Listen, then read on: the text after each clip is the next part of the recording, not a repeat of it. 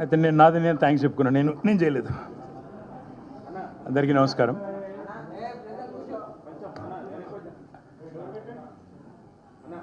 నిన్న మొన్న ప్రభుత్వ పెద్దలు వినబడుతుందా? ప్రభుత్వ పెద్దలు కొన్ని అబద్ధాలు పదే పదే వల్లె వేస్తుంటే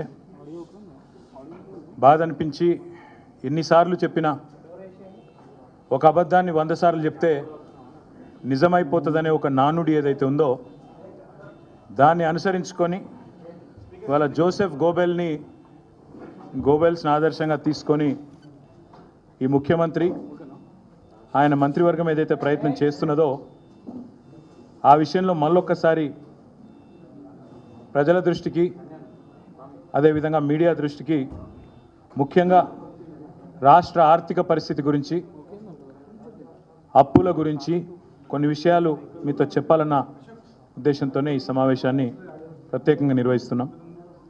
ఏమున్నది ఏడాది కాంగ్రెస్ పాలనలో గర్వకారం. నిన్నటితో సరిగ్గా సంవత్సరం నిండింది. ముందుగా నేను మా పార్టీ నాయకులు మా కార్యకర్తలకు కూడా హృదయపూర్వకంగా నేను ధన్యవాదాలు చెప్తా ఉన్నా. ఎందుకంటే బాక్సింగ్ క్రీడలో ఒక నానుడి ఒక సామెత ఉంటుంది బాక్సింగ్ క్రీడకు సంబంధించి.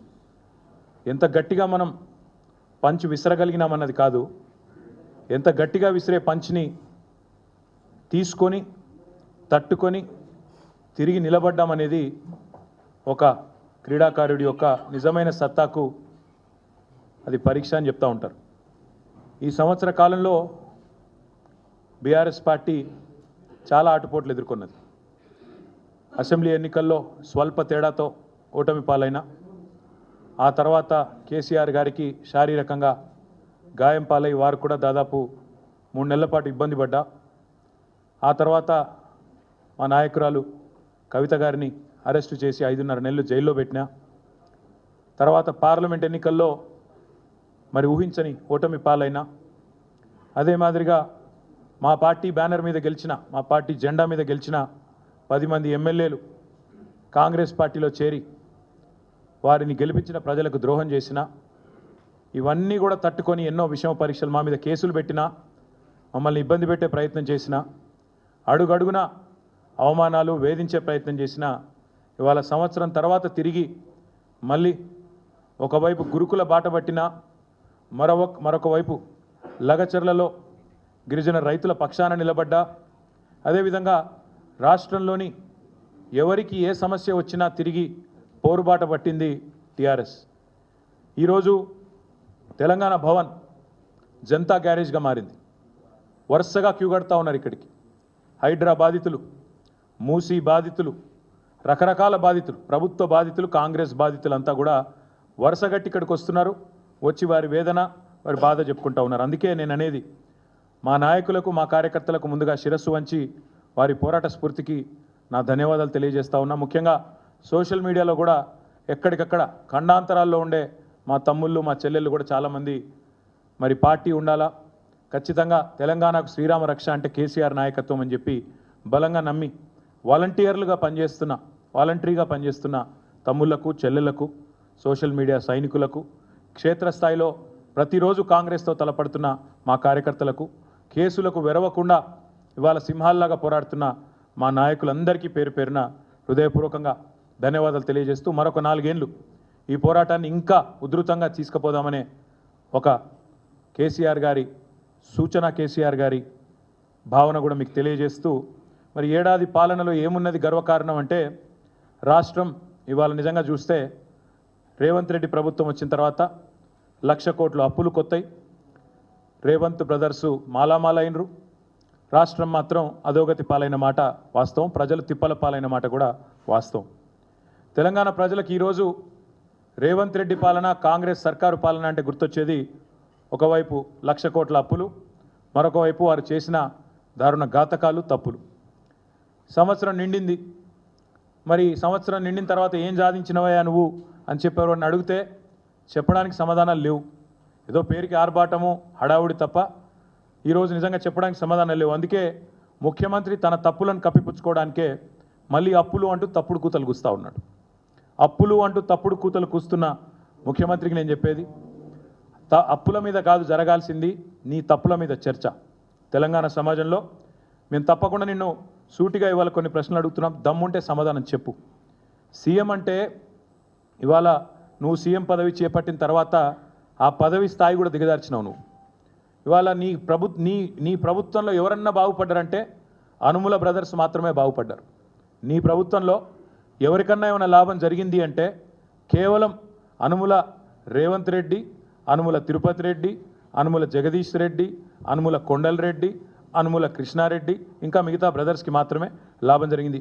హైలైట్ ఏంటంటే రాష్ట్రానికే 1000 కోట్ల స్థాయిలో పెట్టుబడి ఇచ్చే స్థాయికి అనుముల కుటుంబం చేరిందని చెప్పి వాళ్ళ ప్రజలు అనుకుంటున్న మాట వాస్తవం. మరి వచ్చే సంవత్సరం ఫోర్బ్స్ జాబితాలో రిచెస్ట్ బ్రదర్స్ ఎవరయ్యా అంటే అనుముల బ్రదర్స్ అని వస్తుందేమో, అదానిని కూడా దాటేస్తారేమో అని చెప్పి ప్రజలు కూడా అనుకుంటున్న మాట వాస్తవం. నీ ఏలుబడిలో రాష్ట్రానికి రాబడి తెచ్చే తెలివి లేదు, రాష్ట్ర సంపద పెంచే సోయి లేదు, స్పృహ లేదు, ఒక్కటి కూడా కనీసం పాజిటివ్ పని చేసిన ముఖం లేదు. ఏం చేయాలా?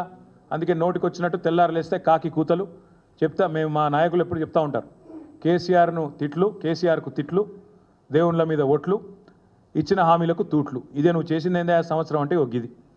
మాట్లాడితే ముఖ్యమంత్రి అనేవాడు రాష్ట్ర ప్రతిష్ట పెంచాల్సిన ప్రయత్నం చేయాల్సింది పోయి ఇవాళ రాష్ట్ర ప్రతిష్టను, రాష్ట్ర పరువును గంగలో కలిపినట్టు రాష్ట్రం దివాలా తీసిందని దివ్యంగా ఉన్న రాష్ట్రం మీద దివాలా తీసిందని ఆరోపణలు చేసే ఒక దివాలాకోరు ముఖ్యమంత్రి మనకు ఉండడమే ఇవాళ నిజంగా కూడా మనం చేసుకున్న దురదృష్టం. కొత్త పరిశ్రమలు కాదు, ఉన్న పరిశ్రమలే తరలిపోతున్నాయి. యువతకి, ఉపాధికి, రాష్ట్ర ప్రగతికి తీరని అన్యాయం రేవంత్ రెడ్డి చేస్తూ ఉన్నాడు. ఇవాళ కొత్త స్లోగన్ పెట్టినాడు, ఇవాళ కొత్త పిఆర్లను పెట్టుకున్నట్టున్నాడు. 2-3 కొత్తగా ఇంగ్లీష్ వచ్చిన వాళ్ళు తోడైనరు. తెలంగాణ రైజింగ్ అట. ఎన్ల రైజింగ్ అవుతుంది చెప్పు. ఇండియా షేనింగ్ అని అప్పట్లో ఒకళ్ళు వాగినరు, వాళ్ళు అడ్రస్ లేకుండా వీకినరు. ఇక నువ్వు ఎవరిని పెట్టుకున్నట్టు నిన్న ఇవాళ 2 ఇంగ్లీష్ ముక్కలు వచ్చినోని ఆయన తెలంగాణ రైజింగ్ అట. తెలంగాణ రైజింగ్ కాదు, అనుముల బ్రదర్స్ రైజింగ్. తెలంగాణలో అదానితో పోటీ పడుతూ ఆస్తులు ఎవరికన్నా సృష్టించుకుంటున్నారంటే అనుముల బ్రదర్స్, రేవంత్ బ్రదర్స్ రైజింగు. తెలంగాణ మాత్రం ఫాలింగ్, ఇది పక్కా. నువ్వు ఎవరినన్నాడు? నీకు చేతనైతే నీ కొండారెడ్డి పల్లెకి పోయి ఆడ కూర్చో, రచ్చబండ మీద కూర్చొని పోలీసు వాళ్ళని పక్కకు పెట్టి అడుగు, చెప్తారు రైజింగా ఫాలింగా ఏందో చెప్తారు. 12 నెలల పాలన మొత్తం అసత్యాలు, అర్ధసత్యాలు, అటెన్షన్ డైవర్షన్ స్కీములు తప్ప నువ్వు పీకింది ఏందని నేను అడుగుతా ఉన్నాను. ఒక హ్యాబిచువల్ లయర్ లాగా ఒక అలవాటుతో అబద్ధాలు ఆడే అబద్ధాల కోరు మాదిరిగా అటెన్షన్ డైవర్షన్ టెక్నిక్లు, మీడియా మేనేజ్మెంట్ టెక్నిక్లు తప్ప నువ్వు చేసింది ఏంది రేవంత్ రెడ్డి నేను అడుగుతా ఉన్నాను. ఇవాళ నేను అందుకే సూటిగా అడిగేది, అప్పుల చాటున అప్పులు అంటే తప్పుడు కూతల మాటున మళ్ళొక్కసారి నీ అసమర్థతను కప్పిపుచ్చుకునే ప్రయత్నం చేస్తే ఊరుకోము, వదిలిపెట్టాం. అందుకే వాస్తవాలు చెప్పడానికే ప్రజలకు ఈ ప్రెస్ మీట్ పెట్టినా, నేను తిట్టడానికి కాదు. మీరు గద్దెనెక్కిన మొదటి రోజే నిజానికి మా నాయకుడు మా కేసీఆర్ గారు చెప్పినారు, వాళ్ళని ఒక 3-4 నెలలు ఏమనకండి, నిర్మాణాత్మక ప్రతిపక్షంగా ఉండండి, శాసనసభల శాసన మండలిలో బయట అక్కసు వెలగక్కినట్టు ఉండొద్దు, మనం పద్ధతిగా ఉండాలి, మనం తెచ్చిన తెలంగాణ, కష్టపడి తెచ్చిన తెలంగాణ ఇది, ఎవరికి ప్రజలు అధికారం ఇచ్చినా తెలంగాణ బాగుండాలని కోరుకోవాలి, ఏమనకండి అన్నారు. మేమేమో అనలే. కానీ నువ్వు మొదటి రోజు నుంచి మొదలుపెట్టినావు అసెంబ్లీలో కారు కూతలు, పిచ్చివాగుడు, శ్వేతపత్రాల పేరిట డ్రామాలు.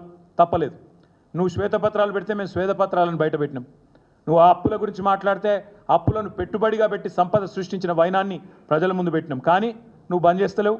మళ్ళీ నువ్వు, మీ మంత్రులు, మీ మీడియా మేనేజ్మెంట్ టెక్నిక్లతోని ఒక అబద్ధాన్ని 100 సార్లు చెప్తే నిజమవుతుంది అన్నట్టు అదే మాట పదే పాడిందే పాటరా అన్నట్టు ఇవాళ మళ్ళొక్కసారి అసెంబ్లీలో ఎండగట్టినాం, మిమ్మల్ని బయట ఎండగట్టినాం, అయినా మళ్ళీ అదే సొల్లు పురాణం చెప్తా ఉన్నారు. కాబట్టి ఇవాళ మేము మళ్ళీ చెప్తా ఉన్నాం. అయినా ఇవాళ ఎందుకు వచ్చినాయి ఈ దొంగ ముచ్చట్లు? సంవత్సరం అయిపోయింది. సంవత్సరం అయిపోతే నువ్వు సాధించిన విజయాల గురించి చెప్పుకోవాలి. గొప్పగా ఇది చేసినాం, అది చేసినాం, పొడి చేసినా అని చెప్పుకోవాలి. కానీ నువ్వేం చేస్తున్నావు? నువ్వు కావాలని అప్పులు గిప్పులు అని మళ్ళీ తప్పుడు కూతలు ఎందుకు కూస్తున్నావు? ఒకటే ఒక కారణం. ఎందుకంటే నీ బాధ ఏంది? నీ 6 గ్యారంటీలు 100 రోజులు అన్నావు, దాని మీద చర్చ జరగద్దు.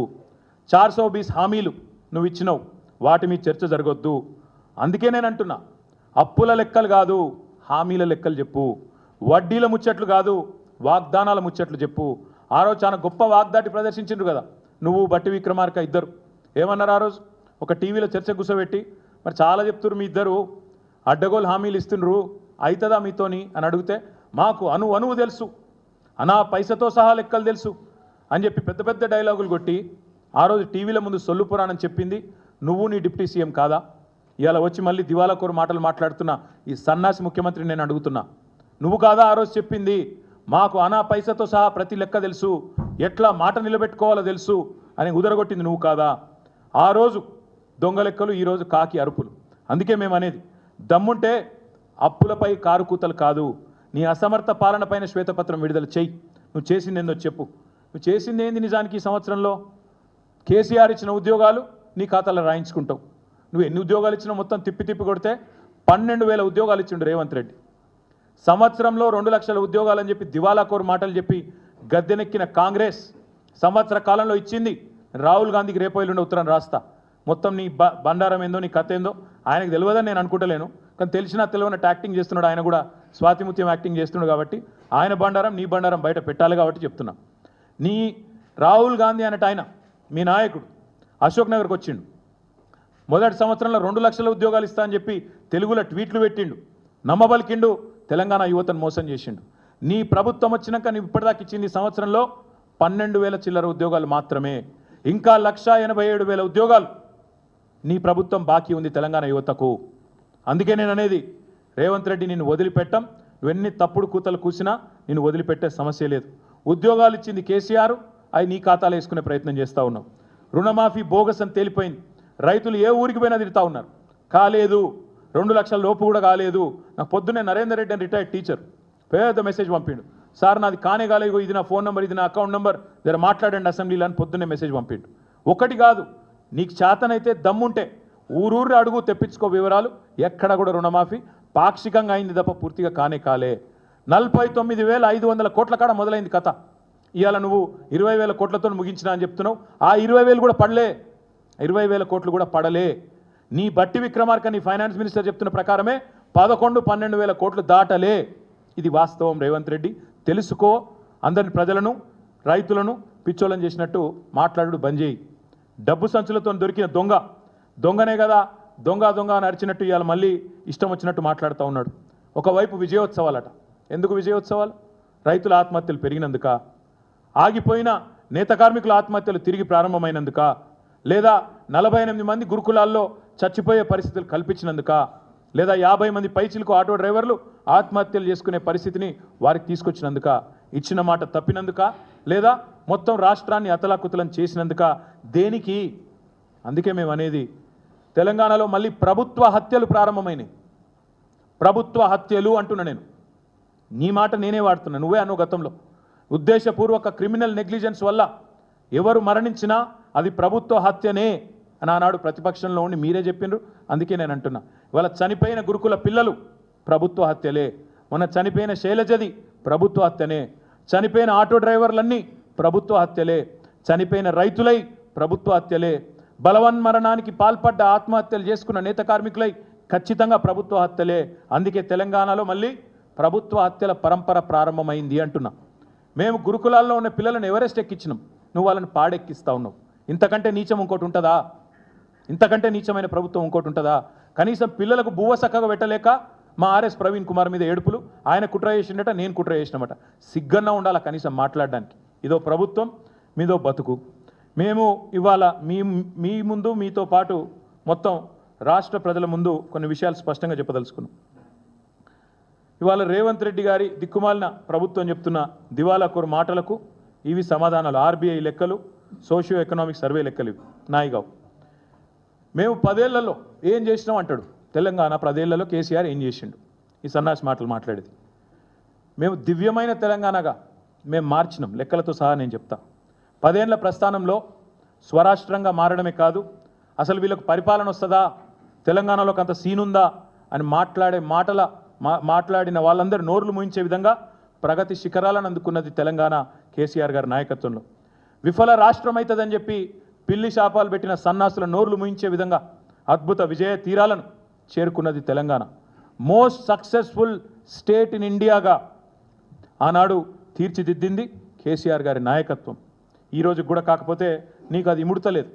కేసీఆర్కి మంచి పేరు వస్తే, తెలంగాణకు మంచి పేరు వస్తే, తెలంగాణకు మంచి పేరు వచ్చినా కేసీఆర్కే వస్తుందని చెప్పి ఇవాళ ఇప్పటికి కూడా అదే తప్పుడు కూతలు కూస్తూ ఉన్నాం. కేవలం మీ పరిపాలన యొక్క వైఫల్యాలను, మీ చాతగాంతనాన్ని కప్పిపుచ్చుకోవడానికే చిల్లర మాటలు. నేను 3 విషయాలు మీ ముందు చెప్తా ఉన్నా. Socio economic survey, reserve bank of India లెక్కలు, ఇతర ఆర్థిక అభివృద్ధి సూచికలు. ముందుగా డెవలప్మెంట్ ఎక్స్పెండిచర్, ఇది నా లెక్క కాదు, సోషియో ఎకనామిక్ సర్వే చెప్పింది, తెలంగాణ ప్రభుత్వమే ప్రచురించిన లెక్క, పోయిన సంవత్సరం ప్రచురించిన లెక్క. దీని ప్రకారం డెవలప్మెంట్ ఎక్స్పెండిచర్ అంటే అభివృద్ధి పనుల మీద పెట్టే వ్యయం రూపాయి ఉంటే ఎంత. తెలంగాణలో మేము చేసిన మొత్తం నికర ఖర్చులో 10 ఏళ్లలో అభివృద్ధి కోసం పెట్టిన ఖర్చు 74%, 74% is development expenditure. This is the highest in the country for any state. ఇది మూర్ఖులకు, ఇక్కడ ఉండే సన్నాసులకు, కాంగ్రెస్ సన్నాసులకు తెలియకపోతే మేము చేయగలిగింది చదువుకోవాలి. మా లెక్క కాదు, సోషియో ఎకనామిక్ సర్వే లెక్క. ఇది చదువుకోండి, కాపీ లేదంటే నేను పంపిస్తా. 100 రూపాయలు ఖర్చు పెడితే 74 రూపాయలు డెవలప్మెంట్ మీద ఖర్చు పెడితే దాన్ని తప్పులు మాట్లాడితే ఏమనాలి మిమ్మల్ని నేను. అదేవిధంగా committed expenditure as percentage of revenue receipts అంటే రాష్ట్రానికి వచ్చే ఆదాయంలో ఉద్యోగుల జీతభత్యాలు, అప్పులు, పెన్షన్లు ఇవన్నీ తీసేస్తే ఎంత మిగులుతుంది అని చెప్పే లెక్క.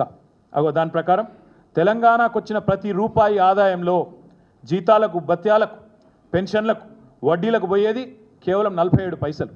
మిగతా 53 పైసలు బ్రహ్మాండంగా మీకు అభివృద్ధి కోసం అందుబాటులో ఉంది. దేశంలో అతి తక్కువ కమిటెడ్ ఎక్స్పెండిచర్ ఉన్న రాష్ట్రాలలో తెలంగాణ ఒకటి. ఇది అక్షర సత్యం. ఇది not my report, socio economic survey. 47 పైసలు పోతే ఇంకా 53 పైసలు మిగులుతాయి కదా, అందుబాటులో ఉన్నాయి కదా, చేతనైతే ఖర్చు పెట్టచ్చు కదా. ఆ తెలివి లేదు.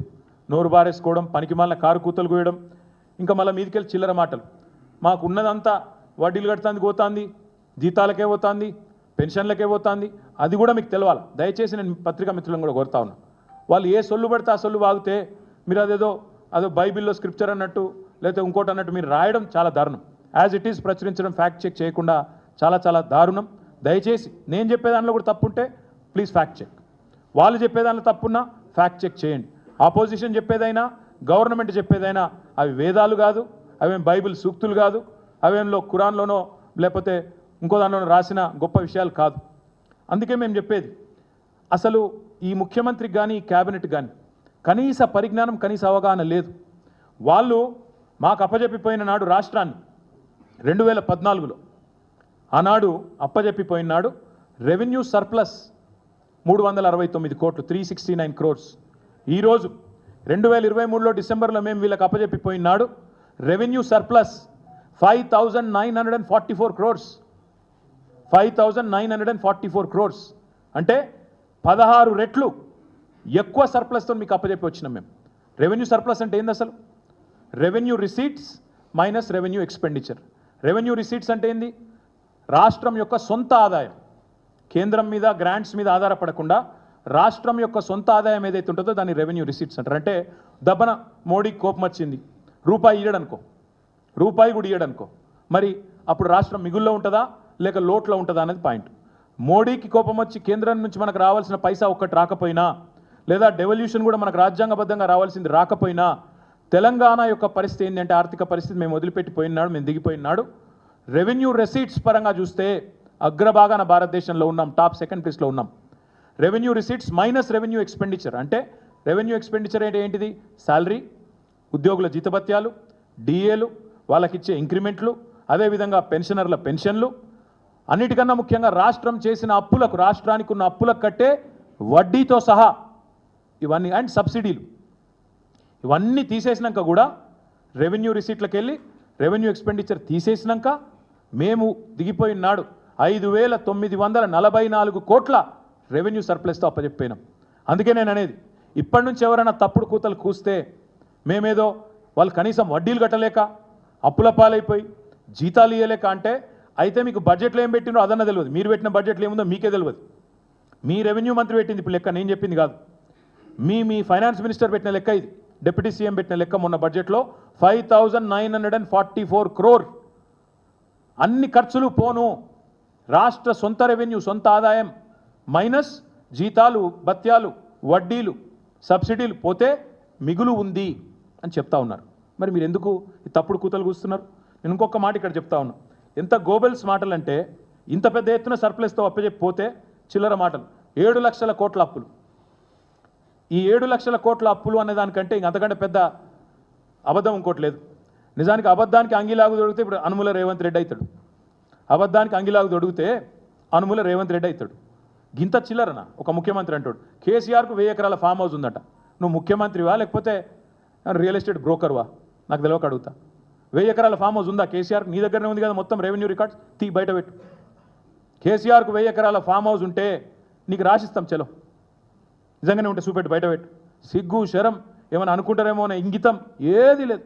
ఏది పడుతుంది ఉర్రాలే, మీడియా మేనేజ్ చేయాలి, నా డబ్బాలో వచ్చినట్టు చూసుకోవాలి, యూట్యూబ్లలో ఆన్లైన్లో చిల్లర ప్రచారాలు చేయాలి, గంతే. 7 లక్షల కోట్లు కూడా అసలుంటిదే చిల్లర ప్రచారం. మళ్ళొక్కసారి చెప్తా ఉన్నా, తెలంగాణ ప్రభుత్వం ఈరోజు మీకు ఒక మాట స్పష్టంగా చెప్పాలి. ముందు ఏ రాష్ట్రమైనా తన యొక్క ఆస్తులు అప్పులు రెండిటి పరిగణలోకి తీసుకొనే అప్పిచ్చేవాడు అప్పిస్తాడు. ఆ రాష్ట్రం యొక్క పరపతి ఏందని బట్టి దాన్ని డెట్ జిఎస్డిపి రేషియో అంటారు. అప్పు మరియు మీ జిఎస్డిపి, మీ రాష్ట్రం యొక్క స్థూల ఆదాయం, ఈ రెండిటి పరిమాణాన్ని తీసుకొని నిష్పత్తి తీసుకొని దాని ఆధారంగానే ఎవడన్నా అప్పిస్తాడు. ఇవాళ తెలంగాణ భారతదేశంలోనే హైయెస్ట్ ఫిజికల్ ప్రూడెన్స్ ఉన్న రాష్ట్రాల్లో తెలంగాణ ఒకటి. అత్యల్పంగా డెట్ జిఎస్డిపి ఉన్న రాష్ట్రాల్లో కింది నుంచి ఉంటాం మనం 4వ 5వ స్థానంలో. మీరు చూడండి ఒక్కసారి కాంగ్రెస్ వాళ్ళ లెక్క. పంజాబ్ రాష్ట్రం మొన్నటిదాకా వీళ్ళే పరిపాలించి రాప్ కంటే ముందు, అక్కడ డెట్ జిఎస్డిపి రేషియో 44.1%. మొన్నటిదాకా కాంగ్రెస్ పరిపాలనలో ఉన్న పంజాబ్లో 44.1% డెట్ జిఎస్డిపి. ఈరోజు హిమాచల్ ప్రదేశ్లో కాంగ్రెస్, అక్కడ డెట్ జిఎస్డిపి 42.5. రాజస్థాన్ మొన్నటిదాకా కాంగ్రెస్ 36% డెట్ జిఎస్డిపి. అదే తెలంగాణ 27%, కర్ణాటక 23%. అంటే దాదాపు మనకు దగ్గరలో ఉంది.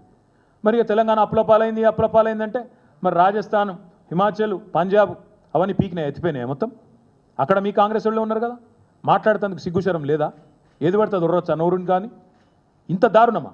ఇంకా దరిద్రం ఏంటంటే అసలు 7 లక్షల కోట్ల అప్పు ఎక్కడిది?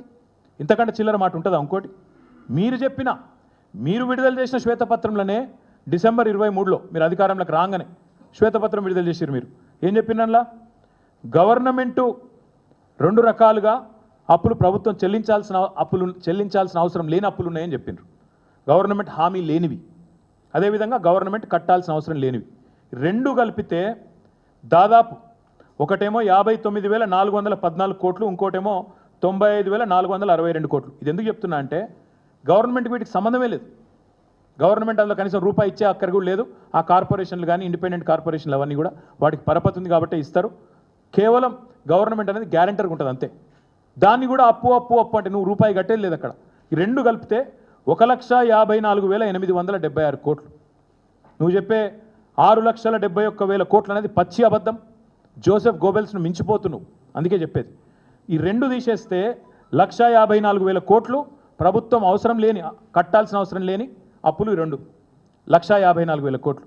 అది పోను మా ప్రభుత్వం వచ్చిన నాటికే పాత అప్పు ఏదైతున్నదో 72,658 కోట్లు మా ప్రభుత్వం వచ్చే నాటికి 2014లో. సో 72,658 ప్లస్ 1,54,000 కోట్లు ఇవి తీసేస్తే మిగిలిందెంత? 4 లక్షల చిల్లర కోట్లు, 4,20,000 కోట్లు. ఇక దీనికి వీళ్ళ బిల్డప్ ఏదో జరిగిపోయింది. ఇప్పుడే నేను చెప్పిన మరి తెలంగాణ రేషియో డెట్ జిఎస్డిపిలో 27, పంజాబ్ది 44, రాజస్థాన్ 36, హిమాచల్ 42. ఇది నీ కాంగ్రెస్ ప్రభుత్వంలో ఉంది కదా. మరి వాళ్ళు మనకంటే 15%, 17% ఎక్కువ ఉంటే వాళ్ళు మొత్తం ఎత్తిపోయిన దుకాణం బంద్ చేసుకుంటారు రేపు. ఇంతకంటే దారుణం ఉంటుందా అబద్ధం చెప్పడంలో? దయచేసి ముఖ్యమంత్రి అనేది అప్పుల గురించి కాదు, నీ తప్పుల గురించి ఇలా ప్రజల్లో చర్చ జరగాల్సిన అవసరం ఉంది. అప్పుల గురించి తప్పుడు కూతలు కూయడం మానేయి.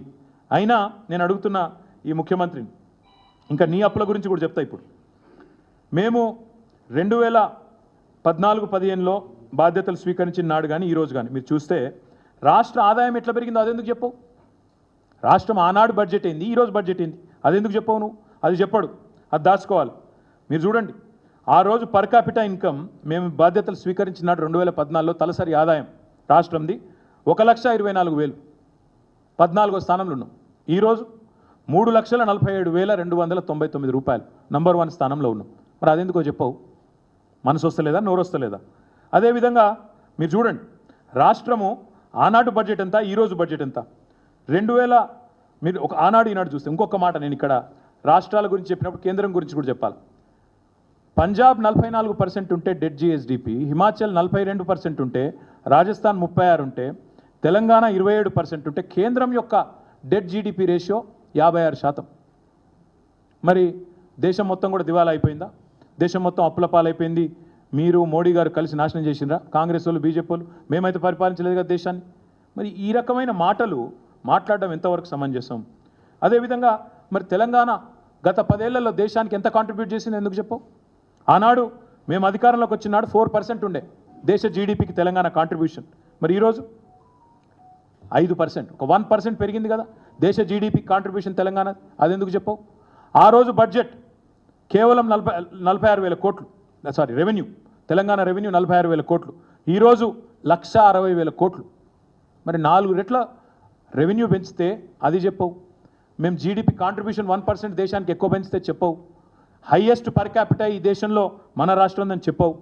స్టేట్ ఓన్డ్ ట్యాక్స్ రెవెన్యూస్ ఇవాళ 80% పైన ఉన్న రెండవ స్థానంలో ఉన్న రాష్ట్రం భారతదేశంలో 84.2%తో. ఎస్ఓటిఆర్ స్టేట్ ఓన్ ట్యాక్స్ రెవెన్యూస్లో దేశంలో సెకండ్ ప్లేస్లో ఉన్నాం. ఇది చెప్పవు. పర్ క్యాపిటల్ చెప్పవు. నో పావర్టీ ఇండెక్స్ ఇందులో సెకండ్ ప్లేస్లో ఉన్నాం భారతదేశంలో. అది చెప్పవు.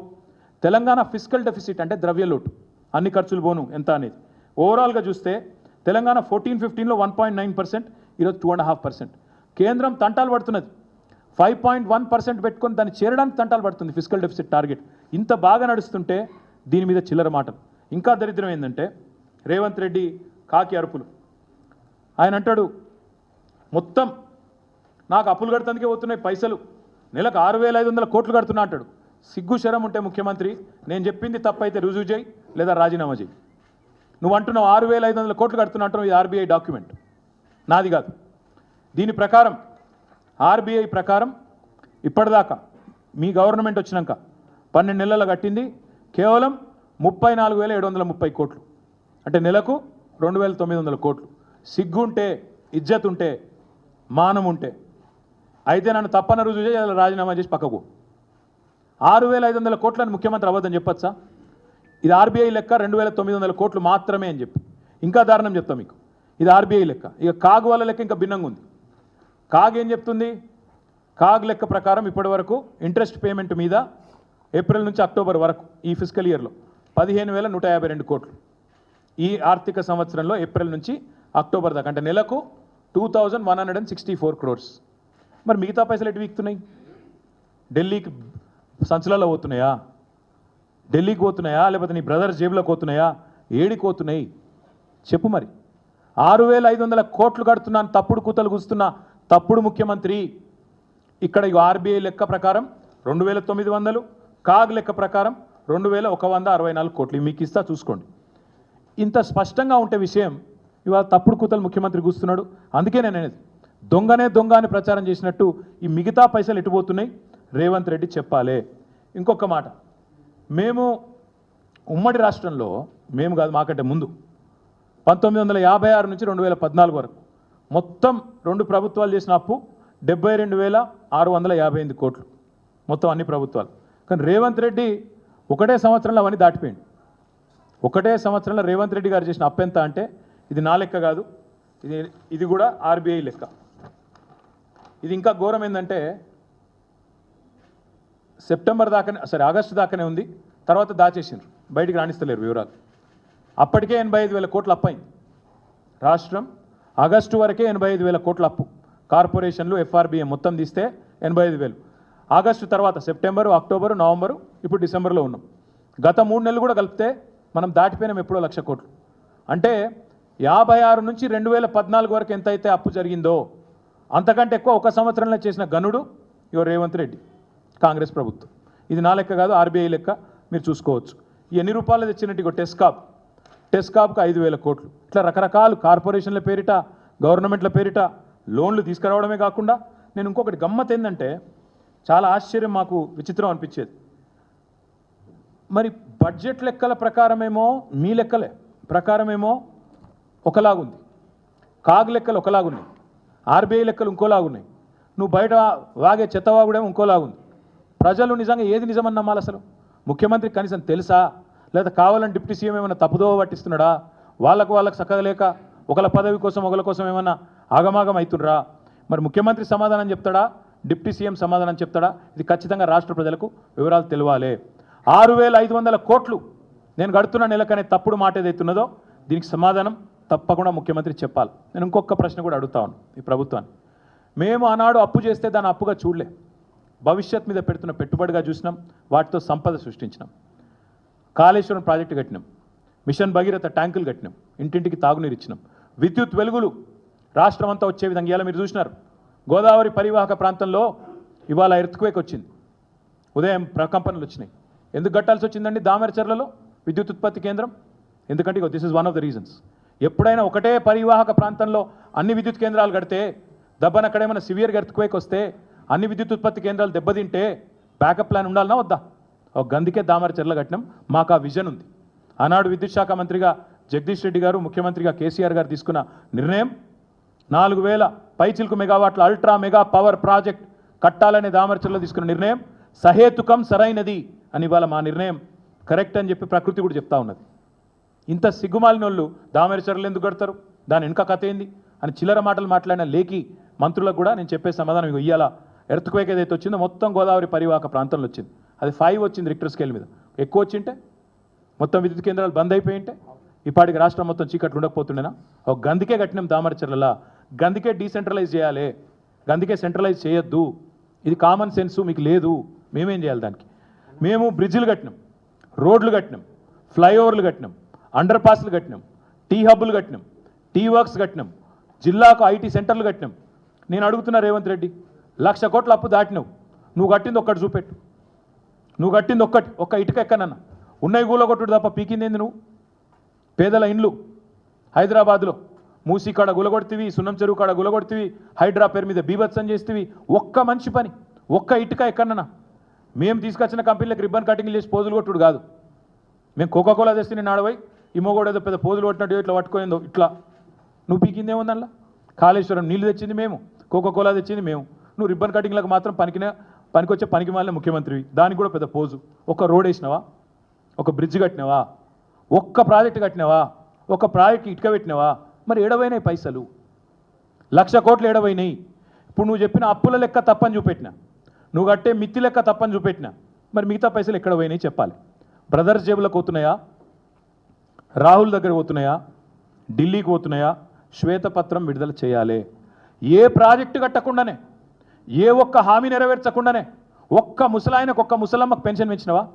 అసలు 2 నెలలు ఎగ్గొట్టినావు సిగ్గు లేకుండా. అయినా మళ్ళీ 1,00,000 కోట్లు అప్పు చేసినావు. పోనీ ఒక్క ఆడపిల్ల పెళ్లికి తులం బంగారం ఇచ్చినవా? అయినా సిగ్గు లేకుండా 1,00,000 కోట్లు అప్పు చేసినావు. ఒక్క రైతుకు రైతు భరోసా ఇచ్చినవా? ఒక్క ఖమ్మం జిల్లా పోయి నరికితివి 17,500 రూపాయలు ఇస్తున్నా అంటివి. ఒక్కల ఖాతాలో పడ్డాయా? చూపెడతావా? సిగ్గు లేకుండా ఇన్ని అబద్ధాలు చెప్పి 1,00,000 కోట్లు అప్పు చేసి మళ్ళీ తప్పుడు కూతలు. అందుకే నేను అనేది, రాష్ట్ర సంపద పెంచే తెలివి లేని తెలివి తక్కువ సన్నాసులు, దద్దమ్మలు మాత్రమే ఈ చెత్త మాటలు మాట్లాడతారు.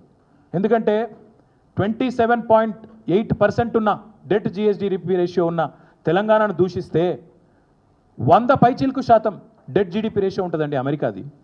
జపాన్ది 200% ఉంటుంది. మరి వాళ్ళు తెలివి తక్కువ, మనకు వాళ్ళకంటే ఎక్కువ తెలివి ఉందా? దయచేసి చైతన్యవంతమైన తెలంగాణ సమాజాన్ని మోసం చేసే ప్రయత్నం మానుకో. అప్పుల గురించి చెత్త మాటలు మాట్లాడకు, పని చేయి. 420 హామీలు ఇచ్చినావు, వాటిని నిలబెట్టుకో. వ్యవసాయం నీ పాలనలో ఒక 1 ఇయర్లోనే ఇలా రైతుల ఆత్మహత్యల పాలైంది. చేనేత కుటుంబాల్లో మరణ మృదంగం మారుమవుతున్నది. పారిశ్రామిక రంగం కుదేలవుతున్నది. తెలంగాణ పల్లె మళ్ళొక్కసారి కన్నీరు పెడుతున్నది.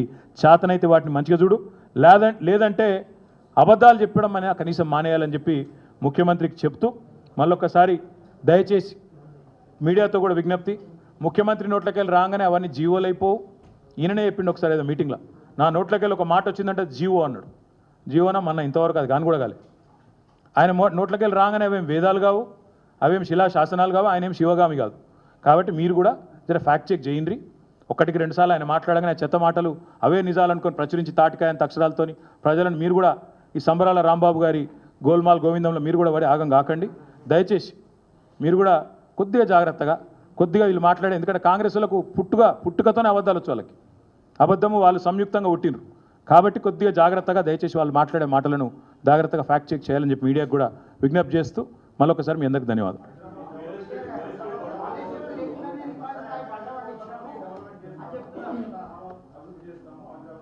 ఉన్నది జడగొట్టకపోతే చాలు, ఉన్నది నాశనం చేసి ఉన్నాయన్ని గులగొట్టి హైదరాబాద్లో ఇవాళ రెవెన్యూ దివాలా తీసి ఫ్రీ వాటర్ ఇచ్చినాం మేము 20,000 లీటర్ల దాకా, దాన్ని నాశనం చేసిండు.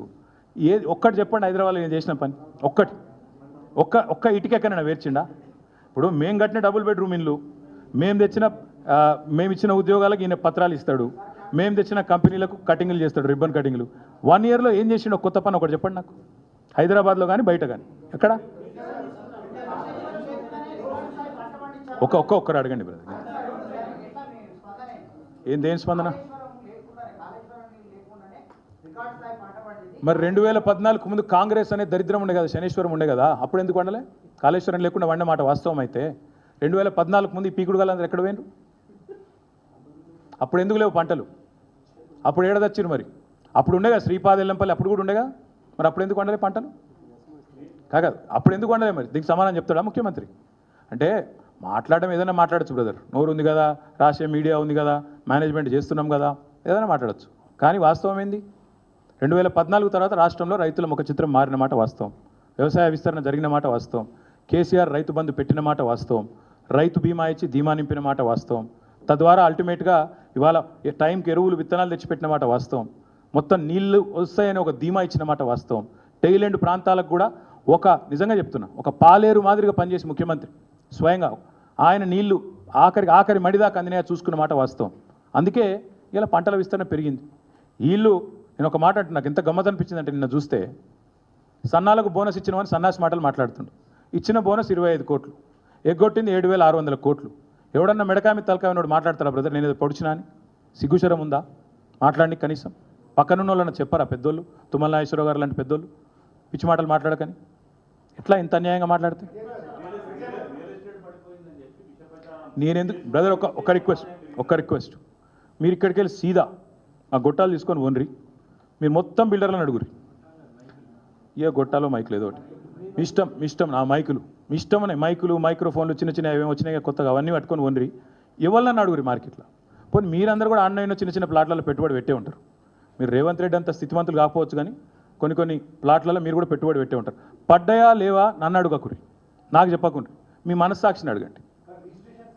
నేను మళ్ళదే చెప్తున్నా బ్రదర్, మళ్ళదే చెప్తున్నా. ఎంత పెరిగి ఇప్పుడు అబద్ధాలు అప్పుల గురించే గిన్ని చిల్లర మాటలు మాట్లాడినోడు, ఉన్నాయి లేనట్టు లేని ఉన్నట్టు చెప్పినోడు ఏదైనా చెప్తాడు, ఏముంది నోరే కాదు. మీరు రాష్ట్రంలో మీరు ఉండనే ఉన్నారు, దాన్ని ఫ్యాక్ట్ చెక్ చేయరు. చెక్ చేయండి. నిజంగా ఆయన చెప్పిన మాటలు వాస్తవం ఉంటే ఎందుకు దాస్తున్నావు? మరి వివరాలు ఎందుకు? ఆర్బీఐ డాక్యుమెంట్స్ ఎందుకు బయట పెడతలేవు? రికార్డ్స్ ఎందుకు వస్తలేవు బయటికి? మేము అడిగిన ఒక్కటి ఆర్టీఐలో రాదు బయటికి. ఏదో మొత్తం సమాచార శూన్యం సృష్టించే ప్రయత్నం చేస్తున్నాడు. ఎందుకు? మీడియా కన్నా ఇస్తున్నా కనీసం సమాచారం? గురుకులాల్లోకి మా పిల్లలు పోతుంటే ఎందుకు ఆపుతున్నారండి? టీఆర్ఎస్ విద్యార్థి విభాగం నాయకులు పోతుంటే ఎందుకు ఆపుతున్నారు? ఏం తప్పు లేకపోతే భయం ఎందుకు? ఎందుకంటే ఈ ప్రభుత్వానికి దడబట్టుకుంది. వాస్తవాలు బయటికి వస్తే మీడియా రాయక